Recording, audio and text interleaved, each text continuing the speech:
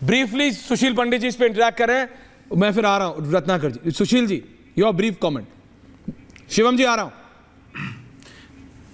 जी राहुल देव जी प्रणाम। आपसे मैं कमोबेश सहमत हूं, लेकिन 370 की बहुत सी शर्तें लागू नहीं होती थीं, लेकिन बहुत सी अहम बातें अब भी थीं। जैसे भारत की संसद का हस्तक्षेप नहीं था, जम्मू कश्मीर में कानून नहीं बना सकती थी भारत की संसद। कश्मीर का एक अपना संविधान था जो भारत के संविधान से भिन्न था। उसमें माइनॉरिटीज, अल्पसंख्यकों का तसव्वुर नहीं था, उसमें रिजर्वेशंस नहीं थी, उसमें असेंबली की मियाद 6 साल थी, उसमें परमानेंट रेजिडेंट सर्टिफिकेट पीआरसी, वहां की अपनी नागरिकता परिभाषित अभी भी होती थी, स्टेट सब्जेक्ट्स अभी भी थे।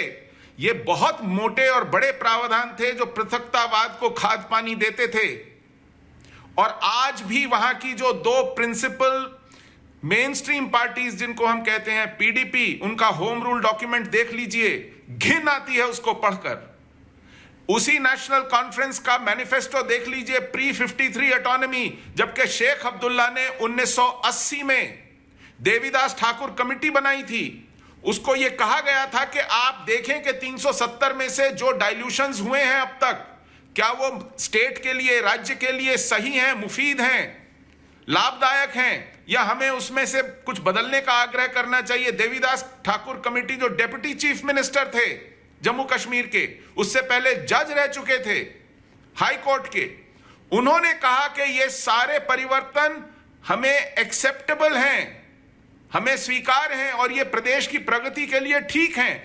उसी नेशनल कॉन्फ्रेंस ने उन्हीं शेख अब्दुल्ला ने देवीदास ठाकुर कमेटी की रिपोर्ट को एक्सेप्ट किया, 370 में आए परिवर्तनों को एक्सेप्ट किया। लेकिन विजय जी आ रहा हूं सर। तीसरी पीढ़ी कह रही है कि हमें 1953 से पीछे लौटना है। वही उमर अब्दुल्ला कह रहे हैं कि हमें 1953 से पीछे लौटना है, जबकि शेख अब्दुल्ला ने देवीदास का ठाकुर कमेटी की रिपोर्ट को पूरा 100% एक्सेप्ट किया, जिन्होंने कहा कि सारे परिवर्तन मान्य हैं। तो आप बिल्कुल ठीक कह रहे हैं, हमें इतिहास में पीछे लौटकर नहीं जाना है, यह बेतुकी बात है।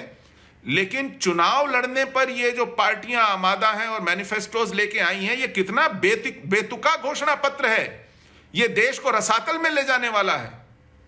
और ऐसी पार्टियों के साथ चुनाव के बाद होने वाले गठबंधन महापाप हैं, महापाप पहले हो चुके हैं, आगे ना हो, इसी की कामना है।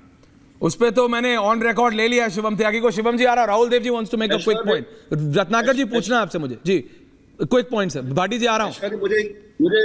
मुझे सुशील की बात पर सिर्फ 2 बातें कहनी है कि क्या ये सारे प्रावधान 1953 की स्थिति के बारे में बीजेपी को पता नहीं था जब बीजेपी ने समझौता किया था पीडीपी से?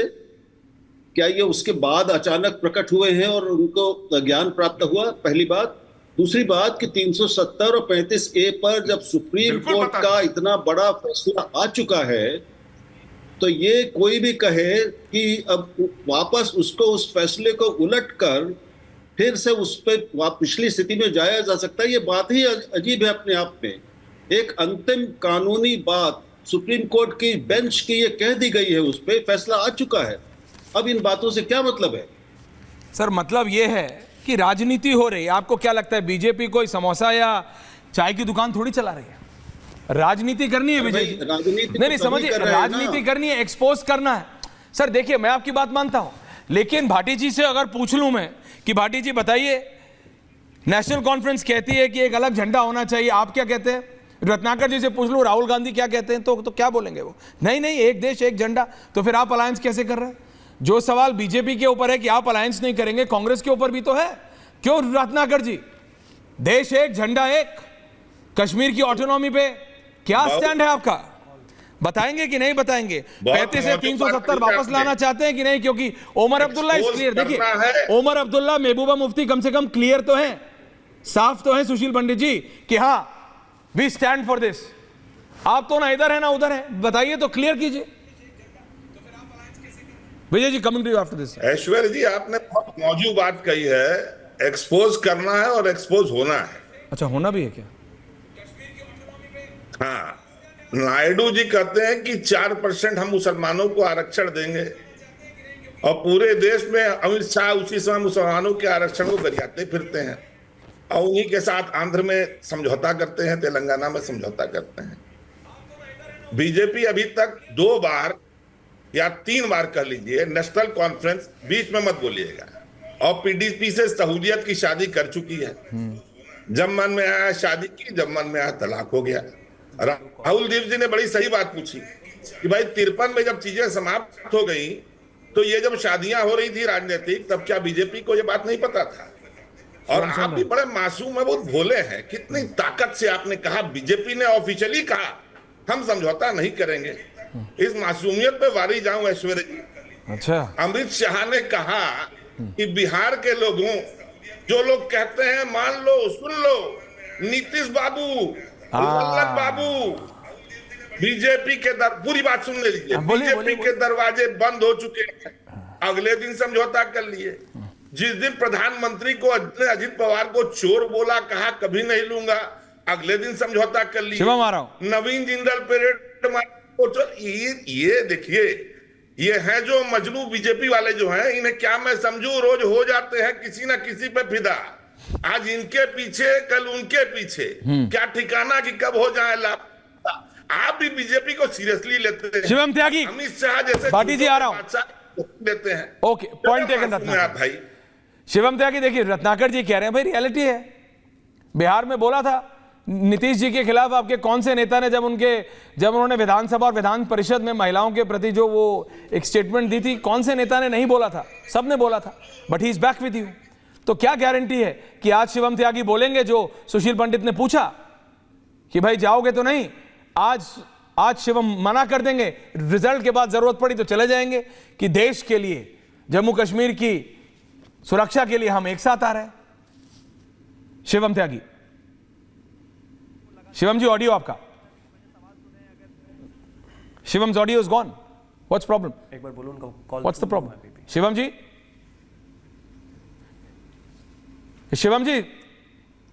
शिवम जी ऑडियो आ रहा है आपको? प्रॉब्लम फिर कट गया कॉल। शिवम जी का ऑडियो कट गया, कोई बात नहीं, मैं उनसे वही सवाल दोबारा पूछूंगा, लेकिन Vijay Trivedi ji, Vijay ji and then Bhati ji. Okay, या विजय जी,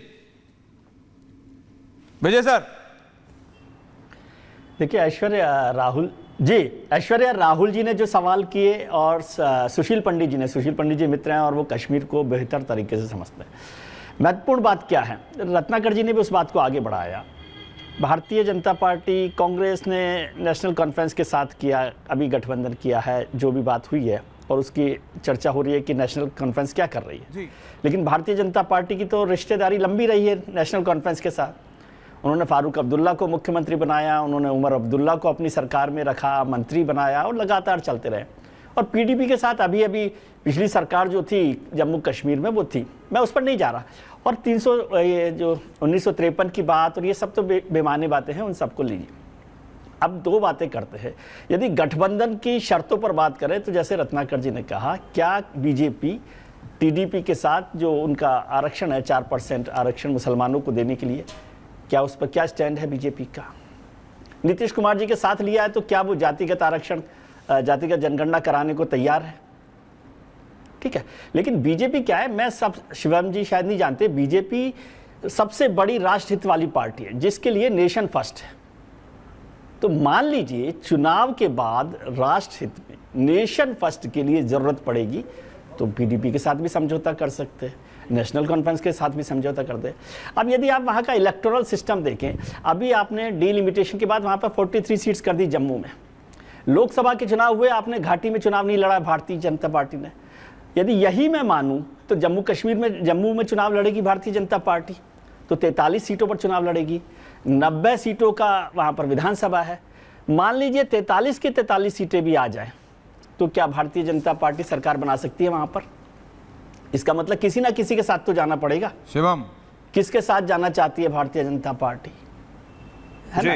अब दूसरी बात मैं करता हूँ, 5 अगस्त 2019 के बाद एब्रोगेशन हुआ, उसके बाद कश्मीर में हालात सुधरे, ऐसा कोई नहीं कहेगा कि नहीं सुधरे। एक बात और मैं जोड़ दूं कि अमित शाह जी ने जो सवाल पूछे, होम मिनिस्टर ने जो सवाल पूछे, वो सब सही सवाल हैं, उसमें कोई सवाल में कोई आपत्ति नहीं है। लेकिन सवालों को पूछने और उस पर एग्जीक्यूशन का, दोनों का अलग अलग मायने हैं। 2019 से आज 2024 में 6-7 अगस्त को जम्मू कश्मीर में था, श्रीनगर में ही था, और उसके बाद 8-10 दिन वहां रहा हूं। उसको छोड़ दीजिए, अब 5 साल हो गए। क्या पूरी तरह से जम्मू कश्मीर की स्थिति सुधर गई है? 2019 से पहले जो टारगेटेड किलिंग नहीं होती थी जी, आज वो टारगेटेड किलिंग हो रही है वहां पर जम्मू कश्मीर। और जो पहले वैली में होता था वो टेररिज्म अब जम्मू में भी बढ़ गया है। ठीक है, भारतीय जनता पार्टी का जो सबसे बड़ा वादा है, सबसे बड़ा वादा, पता नहीं आज सुशील पंडित जी क्यों नहीं बोले, कश्मीरी पंडितों की वापसी। सुशील जी को भी लाइए। कश्मीरी पंडितों की वापसी। क्या कश्मीरी पंडितों की वापसी हुई है? क्या कश्मीरी पंडित वापसी कर रहे हैं? क्या कश्मीरी पंडितों की वापसी की संभावना बनी है?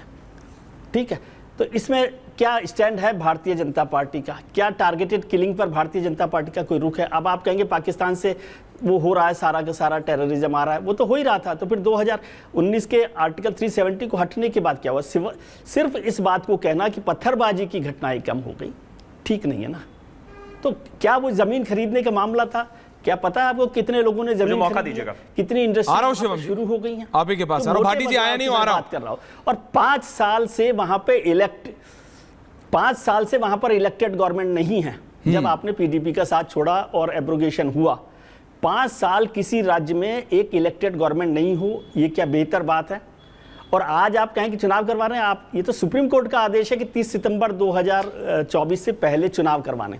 Point taken sir. आपको चुनाव की व्यवस्था की जरूरत। Point taken.